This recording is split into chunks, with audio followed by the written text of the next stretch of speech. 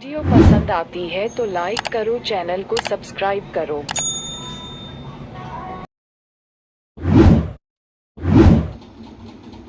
खौफनाक कहानियाँ। मरघट का जिन दो मित्र थे, शेर बहादुर और श्रवण कुमार। नाम के अनुसार शेर बहादुर बहुत वीर और निर्भीक थे, अंधविश्वास से अछूते, बिना विश्लेषण किसी घटना पर यकीन नहीं करते। दूसरे शब्दों में, पूरे जासूस थे। बाल की खाल निकालना और अपनी और दूसरों की फजीहत करना उनका शगल था। श्रवण कुमार नाम के अनुसार सुनने की विशेष योग्यता रखते थे। एक तरह से पत्रकार थे। मजाल है गांव की कोई कानाफूसी उनके कानों से गुजरे बिना आगे बढ़ जाए। 3 में 13 जोड़ना उनकी आदत थी, इसलिए नारदमुनि का उपनाम उन्हें मिला हुआ था। पक्के अंधविश्वासी और डरपोक थे। भूत प्रेतों में उनको पूरा विश्वास था। एक रोज तालाब के किनारे दोनों दोस्त बैठे थे। तालाब से कुछ दूरी पर गांव का मरघट था। पता है शेरा, इस मरघट पे रात में भूत चुड़ैल विचरते हैं। कल ही धीरुआ खेत में पानी लगाकर लौट रहा था। बताता है कि सफेद साड़ी वाली 2 मेहरिया खड़ी बात कर रही थी। इसको देखी थी इसी तरफ आने लगी। वो तो हनुमान जी का नाम लिया और सरपट दौड़ गया। घर आकर ही रुका। अभी तक ज्वर नहीं गया, बड़बड़ा रहा है। ओझा कान में पीपल का बीड़ा डाले तो कबूला है। चल, ये सब वहम है।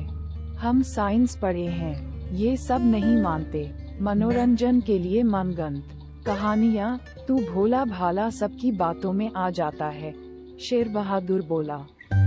ऐसा है तो अपनी बात साबित कर, श्रवण कुमार ने चुनौती दी। बता क्या करना है। शेर बहादुर जोश में आ गया। खूंटा गाड़ना है, रात को मरघट के पुराने पीपल के नीचे, और तू बिल्कुल अकेला जाएगा। मंजूर, पर क्या तू नहीं आएगा? मैं यहाँ सिवान पर रामदीन लठैत के साथ रहूँगा। अगर कोई संकट आया तो पुकार लेना। मंजूर, देखना मैं सही साबित होऊंगा, उसने सीना फुलाते हुए कहा। शर्त के मुताबिक अर्धरात्रि को वो तीनों सिवान पहुँचे। शेर बहादुर हथौड़ा और खूंटा लिए मरघट की तरफ बढ़ा।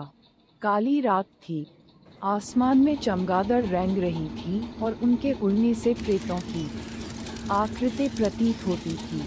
सियार हुआ के गीत से शिकार का स्वागत कर रहे थे। एक भीख काला कुत्ता मरघट के पास कुछ खोद रहा था। पिशाच लाशें निकालकर खा जाते हैं। उसे श्रवण कुमार की बात याद आई और हल्की सी थरथरी हुई।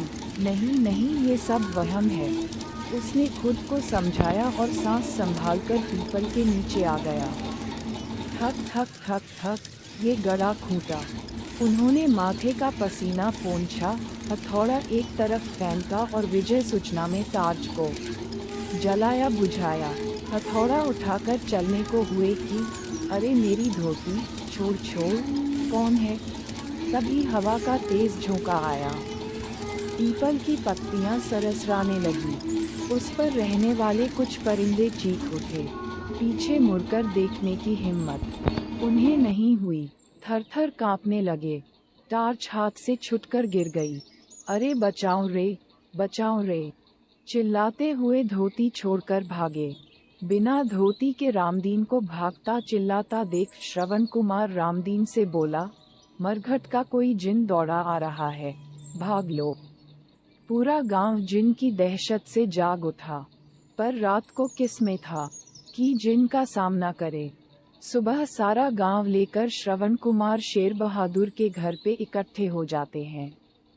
कैसा था हो? क्या बड़े बड़े नाखून दांत थे? श्रवण कुमार ने पूछा। हम नहीं देखे। उसने धोती पकड़ी और हम छोड़कर भाग आए।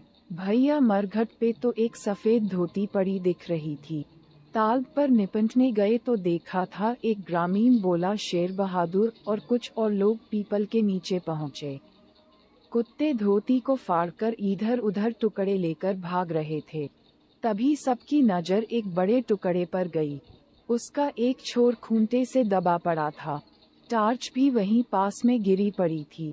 शेर बहादुर छाती उचक कर बोले, देखो श्रवण, कहता था ना भूत प्रेत जिन नहीं होते। सभी मुंह दबाकर हंसने लगे और शेर बहादुर अपनी मूंछों को मरोड़ने लगे। पुष्पिन